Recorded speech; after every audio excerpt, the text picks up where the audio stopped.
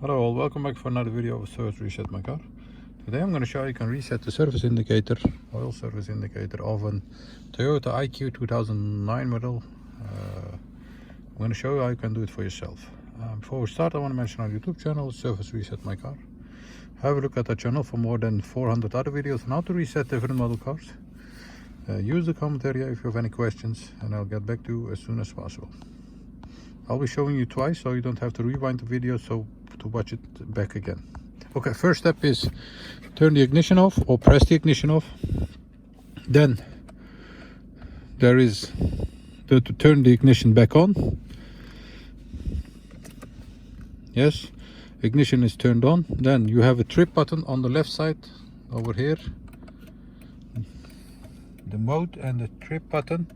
Use the mode button to find trip A. As you can see, trip A. Once you are there, turn back off the ignition, then press the trip button again. Keep it pressed, hold it while you press the ignition back on.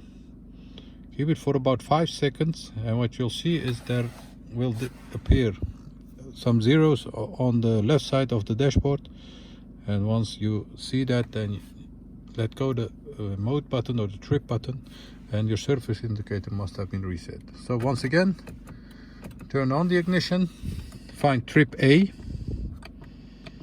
Once you've found that, turn off the ignition, press the trip button, hold it, turn the ignition back on, and wait about 5 seconds to have the service indicator reset. That was it for today. I hope this video helped you. I want to thank you for your time watching our video and hope to see you next time with another video. Stay safe, take care, bye bye.